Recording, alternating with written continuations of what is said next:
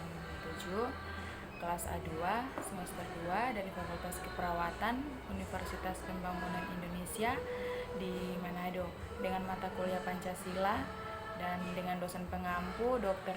Randa Dewi C. Harende, MSI. Di video kali ini kita akan mengkaji tentang materi Pancasila yang dengan judul Konsep dan Argensi Pendidikan Pancasila. Konsep dan argensi pendidikan Pancasila yaitu nilai-nilai masyarakat yang terbagi dari 4 bagian: percaya kepada Tuhan dan toleran. Yang kedua, gotong royong, musyawarah, dan yang keempat, kesetiakawanan sosial. Pertama, yaitu alasan perlunya pendidikan Pancasila. Mengapa Pancasila diperlukan? Karena pertama, itu kesadaran gaya hidup sederhana dan cinta produk dalam negeri. Yang kedua, kesadaran pentingnya kelangsungan hidup generasi mendatang. Yang ketiga, kesadaran pentingnya semangat solidaritas nasional. 4. Kesadaran pentingnya norma-norma dalam pergaulan. 5. Kesadaran pentingnya kesehatan mental bangsa. 6. Kesadaran tentang pentingnya penegakan hukum. 7. Menanamkan pentingnya kesadaran terhadap ideologi Pancasila.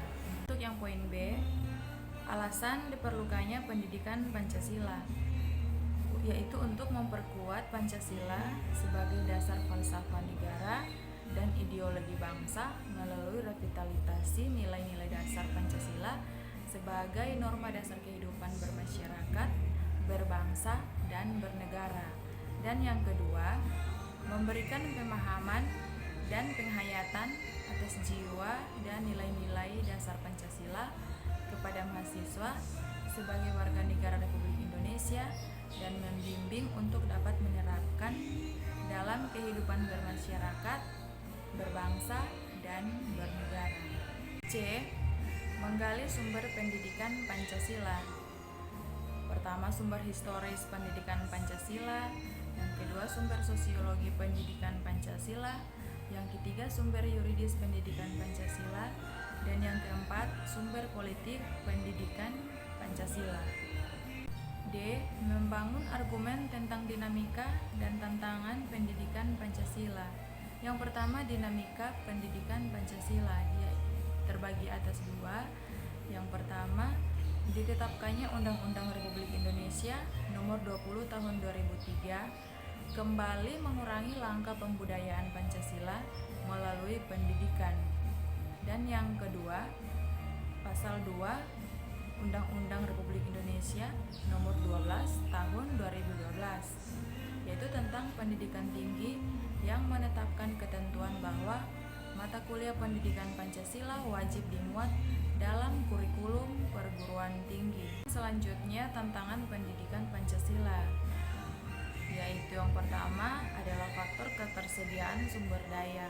Yang kedua, spesialisasi program studi yang makin tajam atau yang menyebabkan kekurang tertarikan sebagian mahasiswa terhadap pendidikan Pancasila. Untuk poin E, mendeskripsikan esensi dan argensi pendidikan Pancasila untuk masa depan. Argensi pendidikan Pancasila bagi suatu program studi yang berkaitan dengan tugas menyusun atau membentuk peraturan perundang-undangan. F. Rangkuman tentang pengertian dan pentingnya pendidikan Pancasila. Seperti yang kita tahu, mata kuliah Pancasila merupakan proses pembelajaran, yaitu dengan menggunakan pendekatan student-centered learning untuk mengembangkan knowledge, attitude, dan skill mahasiswa sebagai calon pemimpin bangsa dalam membangun jiwa profesionalitasnya sesuai dengan program studinya masing-masing. Argensi pendidikan Pancasila yaitu dapat memperkokoh jiwa kebangsaan mahasiswa sehingga menjadi dorongan pokok atau leitmotif dan bintang penunjuk jalan atau lead star bagi calon pemegang tongkat estafet kepemimpinan bangsa di berbagai bidang dan tingkatan.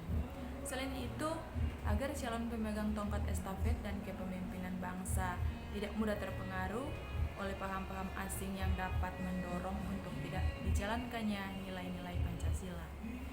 Demikian untuk video tentang kajian konsep dan agensi Pancasila sebagai dasar negara. Saya Lovely Sasibu mengucapkan terima kasih banyak. Dan di akhir video ini saya ingin mengajak teman-teman sekalian untuk bisa bergabung bersama kami di kampus kami, Kampus Universitas Pembangunan Indonesia yang letaknya berada di Manado. Dan di akhir video ini juga kami ingin memperlihatkan video singkat tentang kampus kami, Kampus Universitas Pembangunan Indonesia. Selamat datang di Universitas Pembangunan Indonesia Manado yang terletak dekat dengan kawasan bisnis Bahu Mall Manado. Tempatnya di Kelurahan Bahu, lingkungan 3 Manado, sangat strategis di pusat kota Manado.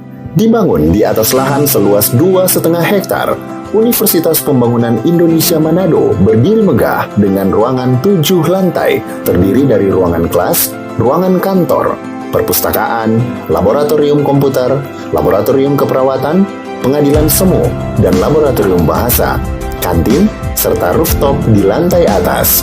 Universitas Pembangunan Indonesia Manado memiliki 6 fakultas dengan program studi, yaitu Fakultas Pertanian, Prodi Agribisnis, Fakultas Hukum, Prodi Hukum, Fakultas Teknik, Prodi Teknik Elektro dan Teknik Sipil, Fakultas Ilmu Sosial Ilmu Politik, Prodi Ilmu Politik, Fakultas Sastra, Prodi Sastra Inggris, Fakultas Keperawatan, Prodi Ilmu Keperawatan, dan Profesi Nurse.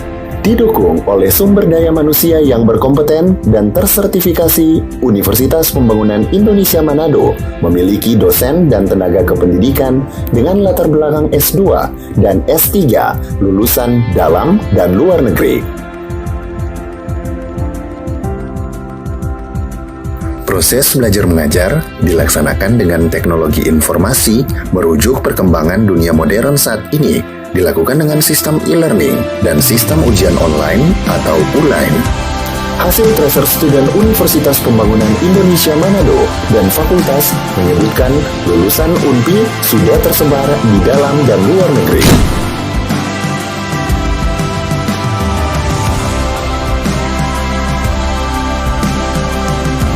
Selamat bergabung putra-putri terbaik bangsa. Kembangkan dirimu, raih cita-citamu setinggi bintang di langit. Kami siap menghasilkan generasi terbaik dan pemimpin di masa depan.